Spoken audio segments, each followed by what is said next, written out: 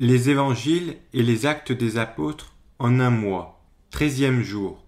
Évangile selon Marc, chapitres 8 à 10. Actes des apôtres, chapitre 13. Évangile selon Marc, chapitre 8. En ces jours-là, une foule nombreuse s'étant réunie, et n'ayant pas de quoi manger, Jésus appela les disciples et leur dit : Je suis ému de compassion pour cette foule, car voilà 3 jours qu'ils sont près de moi, et ils n'ont rien à manger. Si je les renvoie chez eux, à jeun, les forces leur manqueront en chemin, car quelques-uns d'entre eux sont venus de loin. Ses disciples lui répondirent : Comment pourrait-on les rassasier de pain ici, dans un lieu désert ? Jésus leur demanda : Combien avez-vous de pain ? 7, répondirent-ils. Alors il fit asseoir la foule par terre, prit les 7 pains, et, après avoir rendu grâce, il les rompit et les donna à ses disciples pour les distribuer. Et ils les distribuèrent à la foule. Ils avaient encore quelques petits poissons, et Jésus, ayant rendu grâce, les fit aussi distribuer. Ils mangèrent et furent rassasiés, et l'on emporta 7 corbeilles pleines, des morceaux qui restaient. Ils étaient environ 4000. Ensuite, Jésus les renvoya. Aussitôt, il monta dans la barque avec ses disciples, et se rendit dans la contrée de Dalmanuta. Les pharisiens survinrent, se mirent à discuter avec Jésus, et, pour l'éprouver, lui demandèrent un signe venant du ciel. Jésus, soupirant profondément en son esprit, dit : Pourquoi cette génération demande-t-elle un signe ? Je vous le dis, en vérité, il ne sera point donné de signe à cette génération. Puis il les quitta, et remonta dans la barque pour passer à l'autre bord. Les disciples avaient oublié de prendre des pains. Ils n'en avaient qu'un seul avec eux dans la barque. Jésus leur fit cette recommandation : Gardez-vous avec soin du levain des pharisiens et du levain d'Hérode. Les disciples raisonnaient entre eux et disaient : C'est parce que nous n'avons pas des pains. Jésus, l'ayant connu, leur dit : Pourquoi raisonnez-vous sur ce que vous n'avez pas des pains ? Êtes-vous encore sans intelligence et ne comprenez-vous pas ? Avez-vous le cœur endurci ? Ayant des yeux, ne voyez-vous pas ? Ayant des oreilles, n'entendez-vous pas ? Et n'avez-vous point de mémoire ? Quand j'ai rompu les 5 pains pour les 5000 hommes, combien de paniers pleins de morceaux avez-vous emporté ? 12, lui répondirent-ils. Et quand j'ai rompu les 7 pains pour les 4000 hommes, combien de corbeilles pleines de morceaux avez-vous emporté ? 7, répondirent-ils. Et il leur dit : Ne comprenez-vous pas encore ? Ils se rendirent à Bethsaïda, et on amena vers Jésus un aveugle qu'on le pria de toucher. Il prit l'aveugle par la main et le conduisit hors du village. Puis il lui mit de la salive sur les yeux, lui imposa les mains et lui demanda s'il voyait quelque chose. Il regarda et dit : J'aperçois les hommes, mais j'en vois comme des arbres, et qui marchent. Jésus lui mit de nouveau les mains sur les yeux, et quand l'aveugle regarda fixement, il fut guéri, et vit tout distinctement. Alors Jésus le renvoya dans sa maison en disant : N'entre pas au village, et ne le dis à personne du village. Jésus s'en alla avec ses disciples dans les villages de Césarée de Philippe, et il leur fit en chemin cette question : Qui dit-on que je suis ? Ils répondirent : Jean-Baptiste, les autres Élie, les autres l'un des prophètes. Et vous, leur demanda-t-il, qui dites-vous que je suis ? Pierre lui répondit : Tu es le Christ. Jésus leur recommanda sévèrement de ne dire cela de lui à personne. Alors, il commença à leur apprendre qu'il fallait que le Fils de l'homme souffrit beaucoup, qu'il fût rejeté par les anciens, par les principaux sacrificateurs et par les scribes, qu'il fût mis à mort, et qu'il ressuscitât 3 jours après. Il leur disait ces choses ouvertement, et Pierre, l'ayant pris à part, se mit à le reprendre. Mais Jésus, se retournant et regardant ses disciples, réprimanda Pierre et dit : Arrière de moi, Satan, car tu ne conçois pas les choses de Dieu, et tu n'as que des pensées humaines. Puis, ayant appelé la foule avec ses disciples, il leur dit : Si quelqu'un veut venir après moi, qu'il renonce à lui-même, qu'il se charge de sa croix, et qu'il me suive, car celui qui voudra sauver sa vie la perdra. Mais celui qui perdra sa vie à cause de moi et de la bonne nouvelle la sauvera. Et que sert-il à un homme de gagner tout le monde s'il perd son âme? Que donnerait un homme en échange de son âme? Car quiconque aura honte de moi et de mes paroles au milieu de cette génération adultère et pécheresse, le Fils de l'homme aura aussi honte de lui quand il viendra dans la gloire de son Père avec les saints anges. Évangile selon Marc, chapitre 9. Jésus leur dit encore: Je vous le dis en vérité, quelques-uns de ceux qui sont ici ne mourront point qu'ils n'aient vu le royaume de Dieu venir avec puissance. 6 jours après, Jésus prit avec lui Pierre, Jacques et Jean, et il les conduisit seuls à l'écart sur une haute montagne. Il fut transfiguré devant eux, ses vêtements devinrent resplendissants et d'une telle blancheur qu'il n'est pas de foulon sur la terre qui puisse blanchir ainsi. Élie et Moïse leur apparurent, s'entretenant avec Jésus. Pierre, prenant la parole, dit à Jésus: Rabbi, il est bon que nous soyons ici. Dressons 3 tentes, une pour toi, une pour Moïse et une pour Élie, car il ne savait que dire, l'effroi les ayant saisis. Une nuée vint les couvrir, et de la nuée sortit une voix: Celui-ci est mon fils bien-aimé, écoutez-le. Aussitôt, les disciples regardèrent tout autour, et ils ne virent que Jésus, seul avec eux. Comme ils descendaient de la montagne, Jésus leur recommanda de ne dire à personne ce qu'ils avaient vu, jusqu'à ce que le Fils de l'homme fût ressuscité des morts. Ils retinrent cette parole, se demandant entre eux ce que c'est que ressusciter des morts. Les disciples lui firent cette question: Pourquoi les scribes disent-ils qu'il faut qu'Élie vienne premièrement? Jésus leur répondit: Il est vrai qu'Élie doit venir premièrement et rétablir toutes choses, et que le Fils de l'homme, selon qu'il est écrit de lui, doit souffrir beaucoup et être méprisé. Mais je vous dis qu'Élie est venu, et qu'ils l'ont traité comme ils ont voulu, selon ce qu'il est écrit de lui. Lorsqu'ils furent arrivés près des disciples, ils virent autour d'eux une grande foule, et des scribes qui discutaient avec eux. Dès que la foule vit Jésus, elle fut surprise, et on accourut pour le saluer. Il leur demanda: Sur quoi discutez-vous avec eux? Et un homme de la foule lui répondit: Maître, j'ai amené auprès de toi mon fils qui est possédé d'un esprit muet. En quelque lieu qu'il le saisisse, il le jette par terre. L'enfant écume, grince des dents et devient tout raide. J'ai prié tes disciples de chasser l'esprit, et ils n'ont pas pu. Race incrédule, leur dit Jésus, jusqu'à quand serai-je avec vous? Jusqu'à quand vous supporterai-je? Amenez-le-moi. On le lui amena. Et aussitôt que l'enfant vit Jésus, l'esprit l'agita avec violence. Il tomba par terre et se roulait en écumant. Jésus demanda au Père: Combien y a-t-il de temps que cela lui arrive? Depuis son enfance, répondit-il. Et souvent l'esprit l'a jeté dans le feu et dans l'eau pour le faire périr. Mais si tu peux quelque chose, viens à notre secours. Aie compassion de nous. Jésus lui dit: Si tu peux le croire, tout est possible à celui qui croit. Aussitôt le père de l'enfant s'écria: Je crois, viens au secours de mon incrédulité. Jésus, voyant accourir la foule, menaça l'esprit impur et lui dit: Esprit muet et sourd, je te l'ordonne, sors de cet enfant et n'y rentre plus. Et l'esprit sortit en poussant des cris et en l'agitant avec une grande violence. L'enfant devint comme mort, de sorte que plusieurs disaient qu'il était mort. Mais Jésus, l'ayant pris par la main, le fit lever, et l'enfant se tint debout. Quand Jésus fut entré dans la maison, ses disciples lui demandèrent en particulier: Pourquoi n'avons-nous pu chasser cet esprit?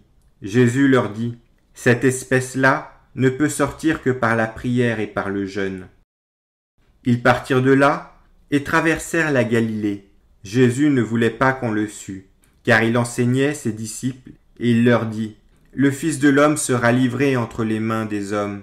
Ils le feront mourir, et 3 jours après qu'il aura été mis à mort, il ressuscitera. Mais les disciples ne comprenaient pas cette parole, et ils craignaient de l'interroger. Ils arrivèrent à Capernaum. Lorsqu'il fut dans la maison, Jésus leur demanda: De quoi discutiez-vous en chemin? Mais les disciples gardèrent le silence, car en chemin, Ils avaient discuté entre eux pour savoir qui était le plus grand. Alors Jésus s'assit, appela les 12 et leur dit, « Si quelqu'un veut être le premier, il sera le dernier de tous et le serviteur de tous. » Et il prit un petit enfant, le plaça au milieu d'eux, et l'ayant pris dans ses bras, il leur dit, « Quiconque reçoit en mon nom un de ces petits enfants, me reçoit moi-même, et quiconque me reçoit, reçoit non pas moi, mais celui qui m'a envoyé. » Jean lui dit, « Maître, nous avons vu un homme qui chasse des démons en ton nom, et qui ne nous suit pas, et nous l'en avons empêché, parce qu'il ne nous suit pas. » « Ne l'en empêchez pas, répondit Jésus, car il n'est personne qui, faisant un miracle en mon nom, puisse aussitôt après parler mal de moi. Qui n'est pas contre nous est pour nous, et quiconque vous donnera à boire un verre d'eau en mon nom,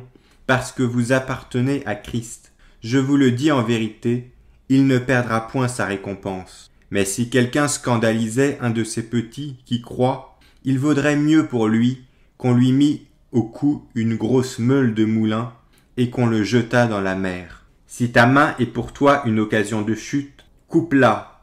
Mieux vaut pour toi entrer manchot dans la vie que d'avoir les 2 mains et d'aller dans la géhenne, dans le feu qui ne s'éteint point, où leur ver ne meurt point et où le feu ne s'éteint point.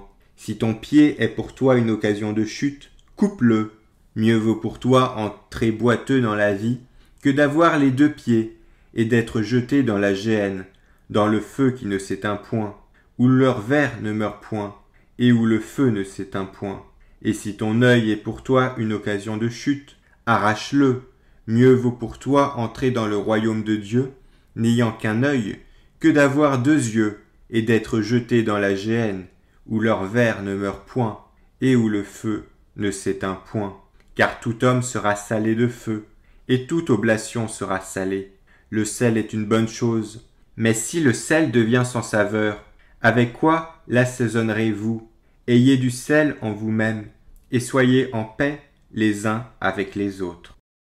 Évangile selon Marc, chapitre 10. Jésus, étant parti de là, se rendit dans le territoire de la Judée, au-delà du Jourdain. La foule s'assembla de nouveau près de lui, et selon sa coutume, il se mit encore à l'enseigner. Les pharisiens l'abordèrent, et pour l'éprouver, ils lui demandèrent s'il est permis à un homme de répudier sa femme. Jésus leur répondit, « Que vous a prescrit Moïse? Moïse, dirent-ils, a permis d'écrire une lettre de divorce et de répudier. » Et Jésus leur dit, « C'est à cause de la dureté de votre cœur que Moïse vous a donné ce précepte. Mais, au commencement de la création, Dieu fit l'homme et la femme. C'est pourquoi l'homme quittera son père et sa mère et s'attachera à sa femme, et les 2 deviendront une seule chair.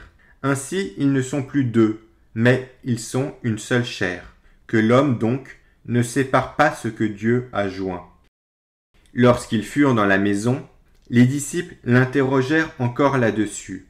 Jésus leur dit, « Celui qui répudie sa femme et qui en épouse une autre commet un adultère à son égard. Et si une femme quitte son mari et en épouse un autre, elle commet un adultère. » On lui amena des petits enfants, afin qu'il les touchât. Mais les disciples reprirent ce qui les amenait.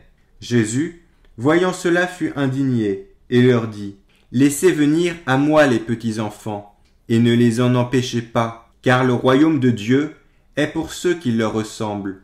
Je vous le dis en vérité, quiconque ne recevra pas le royaume de Dieu comme un petit enfant, n'y entrera point. » Puis Jésus les prit dans ses bras et les bénit, en leur imposant les mains. Comme Jésus se mettait en chemin, un homme accourut, et se jetant à genoux devant lui. « Bon maître, lui demanda-t-il, que dois-je faire pour hériter de la vie éternelle ?»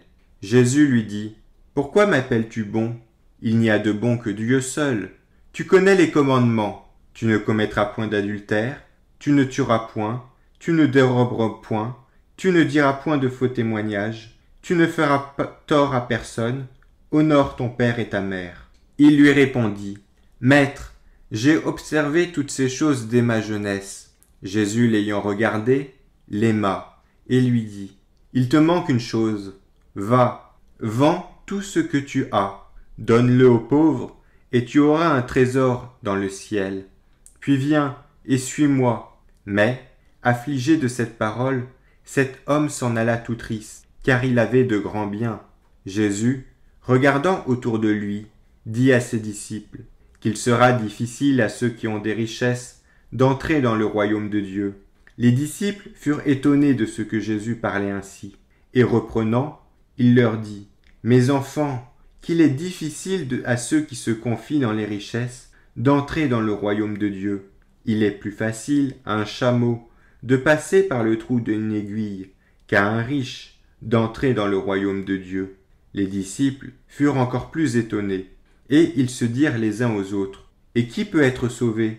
Jésus les regarda et dit : « Cela est impossible aux hommes, mais non à Dieu, car tout est possible à Dieu. » Pierre se mit à lui dire : « Voici, nous avons tout quitté, et nous t'avons suivi. » Jésus répondit : « Je vous le dis en vérité, il n'est personne qui, ayant quitté à cause de moi et à cause de la bonne nouvelle, sa maison, ou ses frères, ou ses sœurs, ou sa mère, ou son père, ou ses enfants, ou ses terres, ne reçoive au centuple, présentement, dans ce siècle-ci, des maisons, des frères, des sœurs, des mères, des enfants et des terres, avec des persécutions, et dans le siècle à venir, la vie éternelle.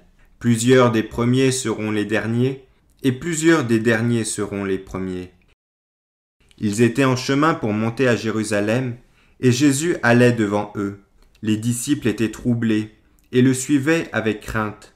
Et Jésus prit de nouveau les 12 auprès de lui, et commença à leur dire ce qui devait lui arriver. « Voici, nous montons à Jérusalem, et le Fils de l'homme sera livré aux principaux sacrificateurs et aux scribes.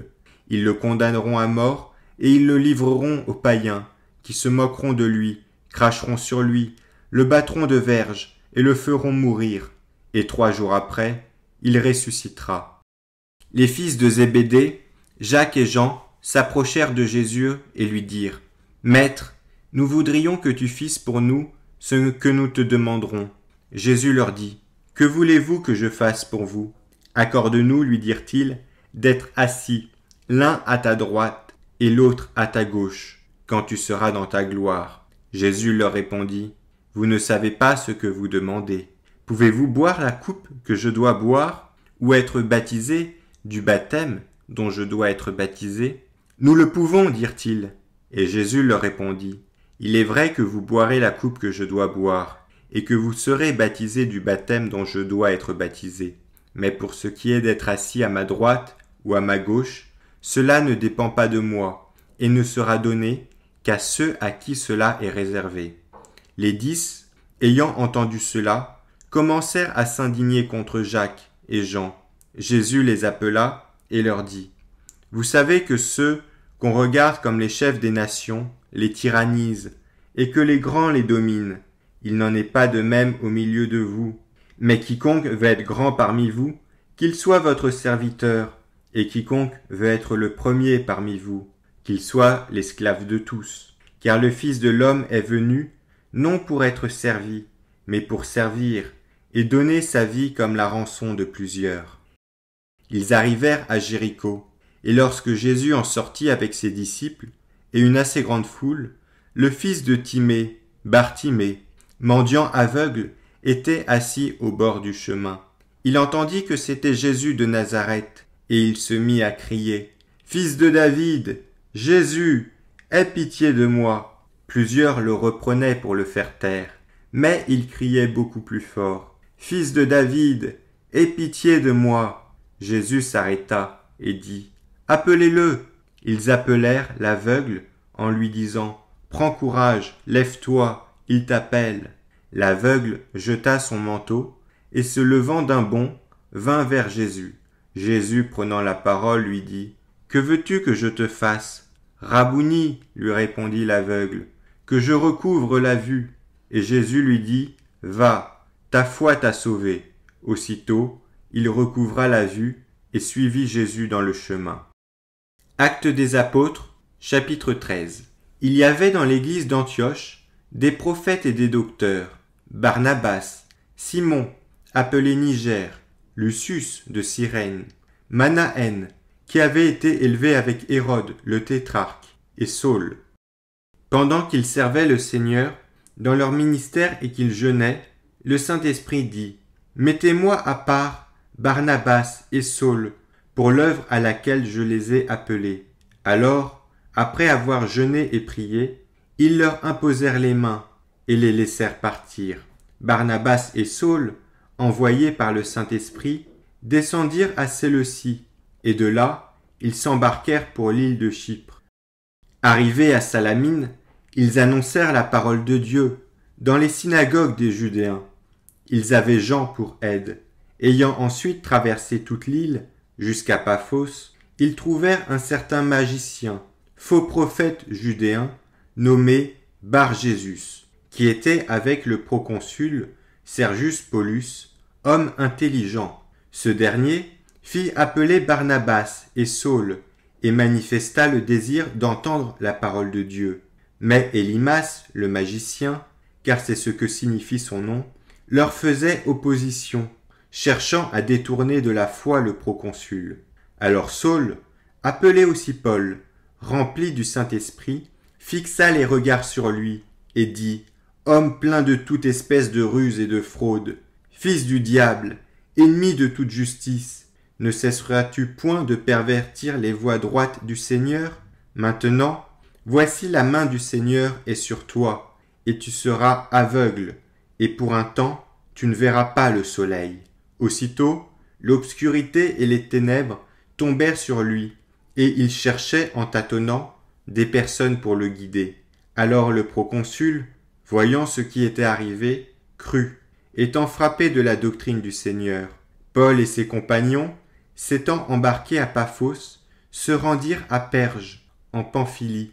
Jean se sépara d'eux et retourna à Jérusalem. De Perge, ils poursuivirent leur route et arrivèrent à Antioche, de Pisidie. Étant entrés dans la synagogue le jour du sabbat, ils s'assirent. Après la lecture de la loi et des prophètes, les chefs de la synagogue leur envoyèrent dire « Hommes frères, si vous avez quelque exhortation à adresser au peuple, parlez. » Paul se leva, et ayant fait signe de la main, il dit « Hommes israélites, et vous qui craignez Dieu, écoutez, le Dieu de ce peuple d'Israël a choisi nos pères. Il mit ce peuple en honneur pendant son séjour au pays d'Égypte, et il l'en fit sortir par son bras puissant. Il les nourrit près de 40 ans dans le désert, et ayant détruit 7 nations au pays de Canaan, il leur en accorda le territoire comme propriété. Après cela, durant 450 ans environ, il leur donna des juges jusqu'au prophète Samuel. Ils demandèrent alors un roi, et Dieu leur donna, pendant 40 ans, Saül, fils de Kis, de la tribu de Benjamin. Puis, l'ayant rejeté, il leur suscita pour roi David, auquel il a rendu ce témoignage. J'ai trouvé David, fils d'Isaïe, homme selon mon cœur, qui accomplira toutes mes volontés. C'est de la postérité de David que Dieu, selon sa promesse, a suscité à Israël un sauveur, qui est Jésus. Avant sa venue, Jean avait prêché le baptême de repentance à tout le peuple d'Israël. Et lorsque Jean achevait sa course, il disait « Je ne suis pas celui que vous pensez, mais voici, après moi vient celui des pieds, duquel je ne suis pas digne de délier les souliers.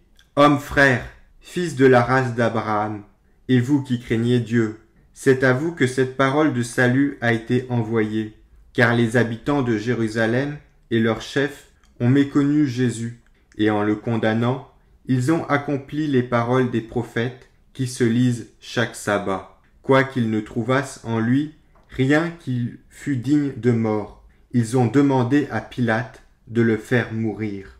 Et après qu'ils eurent accompli tout ce qui est écrit de lui, ils le descendirent de la croix et le déposèrent dans un sépulcre. Mais Dieu l'a ressuscité des morts. Il est apparu pendant plusieurs jours à ceux qui étaient montés avec lui de la Galilée à Jérusalem et qui sont maintenant ses témoins auprès du peuple. Et nous vous annonçons cette bonne nouvelle, que la promesse faite à nos pères, Dieu l'a accomplie pour nous leurs enfants, en ressuscitant Jésus selon ce qui est écrit dans le psaume 2e, « Tu es mon fils, je t'ai engendré aujourd'hui », qu'il l'ait ressuscité des morts, de telle sorte qu'il ne retournera pas à la corruption. C'est ce qu'il a déclaré en disant « Je vous donnerai les grâces saintes promises à David, ces grâces qui sont assurées. » C'est pourquoi il dit encore, ailleurs, « Tu ne permettras pas que ton sein voie la corruption. » Or David, après avoir en son temps servi au dessein de Dieu, est mort et a été réuni à ses pairs et a vu la corruption. Mais celui que Dieu a ressuscité n'a pas vu la corruption.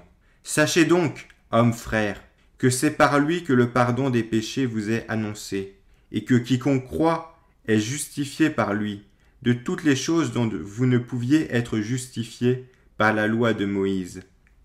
Ainsi, prenez garde qu'il ne vous arrive ce qui est dit dans les prophètes, « Voyez, contempteurs, soyez étonnés et disparaissez, car je vais faire en vos jours une œuvre que vous ne croiriez pas si on vous la racontait. » Lorsqu'ils sortirent de la synagogue des Judéens, les gentils les prièrent de parler le sabbat suivant sur les mêmes choses.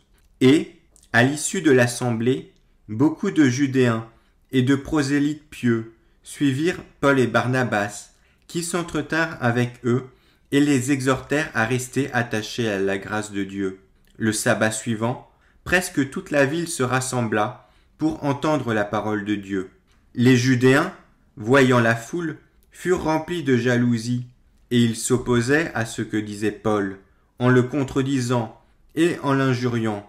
Paul et Barnabas leur dirent avec assurance, « C'est à vous, premièrement, que la parole de Dieu devait être annoncée, mais puisque vous la repoussez, et que vous vous jugez vous-même indignes de la vie éternelle, voici, nous nous tournons vers les païens, car ainsi nous l'a ordonné le Seigneur, je t'ai établi pour être la lumière des nations, pour porter le salut jusqu'aux extrémités de la terre. » Les païens se réjouissaient en entendant cela, ils glorifiaient la parole du Seigneur, et tous ceux qui étaient destinés à la vie éternelle crurent. La parole du Seigneur se répandait dans tout le pays, mais les Judéens excitèrent les femmes dévotes de distinction et les principaux de la ville. Ils provoquèrent une persécution contre Paul et Barnabas, et ils les chassèrent de leur territoire. Paul et Barnabas secouèrent contre eux la poussière de leurs pieds et allèrent à Icône, tandis que les disciples étaient remplis de joie et du Saint-Esprit.